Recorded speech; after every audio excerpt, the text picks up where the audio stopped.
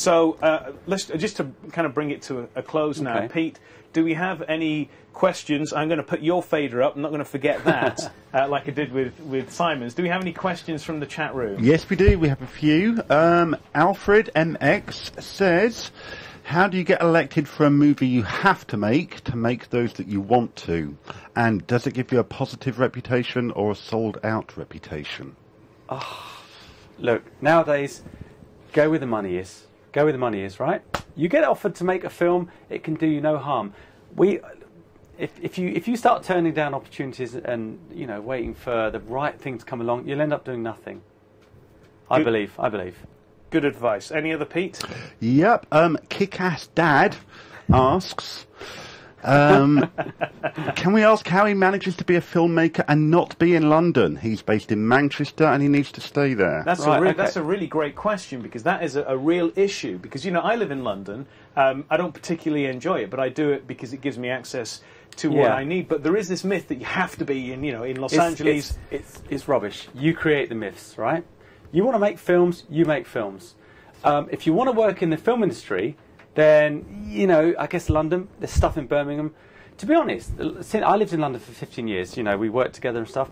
I never really kind of worked in films then. I worked in the odd low-budget movie, but I never really kind of got it into the big time. The only reason I got my first film funded is because I wrote to everybody, I phoned, I pushed, I made a pilot for Driven, Written in Blood, and I took it round, and that was the only reason I could have lived anywhere. Right, because reflecting on the films I've made more films out of London than I have in London. It's because there's so much noise. So I think the take-home message there is that use what you've got and just push it as hard as you can. Yeah. If you build it, they will come. And it ain't that tasty in the candy shop. I mean, I think ironically, I always feel like I'm looking in the candy shop, even though I theoretically am in the candy shop of London. Yeah. But I think wherever you go, there's always a shop window to look into. So exactly, it's a state of mind. It's a state of mind, absolutely. It's funny. I haven't been to Ealing Studios for a while.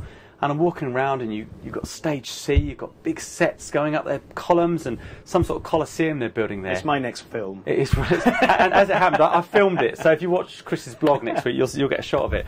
And you still feel detached because it's great, but it's somebody else's film, Okay. At the end of the day, if you want to make films, get out, make your film. Okay. Any final question before we wrap it up? Yeah, one last one, which is pretty interesting. Red Wardo asks, do you think 3D is going to revolutionise or be a barrier to indie films? Is 3D going to be a revolutionise or barrier? And what was his name? Red Wardo. Red Wardo. Mr. Red Wardo, hello. 3D. Let me tell you something. This year, I've been working for Sony. I have a little corporate sideline. 3D TVs in the next 2 months are going to be all over us. Within the next year, they'll be everywhere, and they'll be at prices we can afford. And it uses a different type of technology. It uses shutter technology. You've got glasses, and they kind of do this, linked with a TV.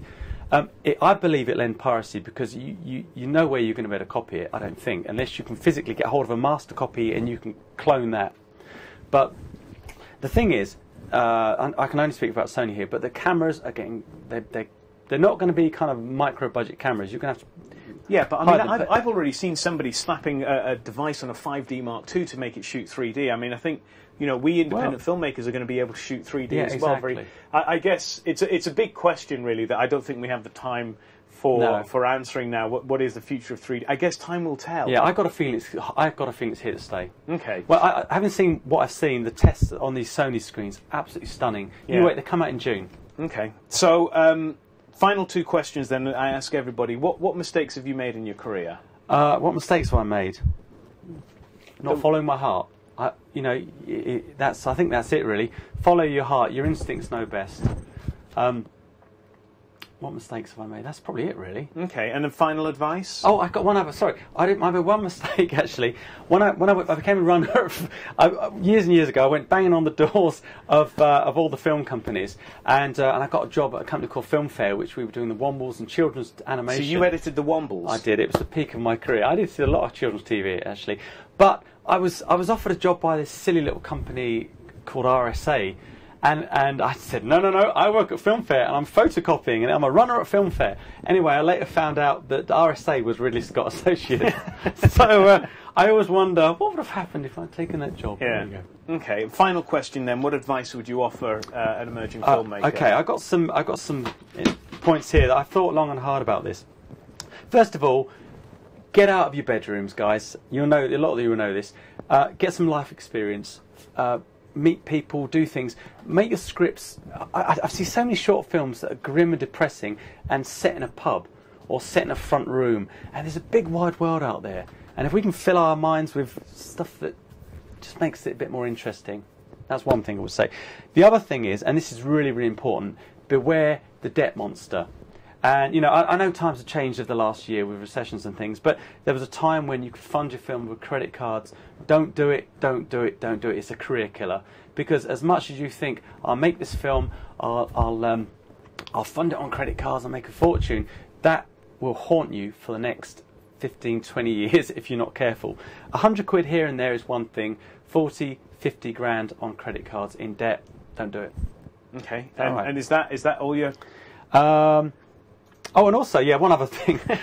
Focus on the art, right? Not market conditions. Yeah. All right, so think, you know, if everybody's making vampire films over here, you want to be right over there, I believe, anyway, doing something completely different, because there's going to come a point when producers and funders are so sick of bringing the next hashed-out vampire film. Yeah. You know, be different.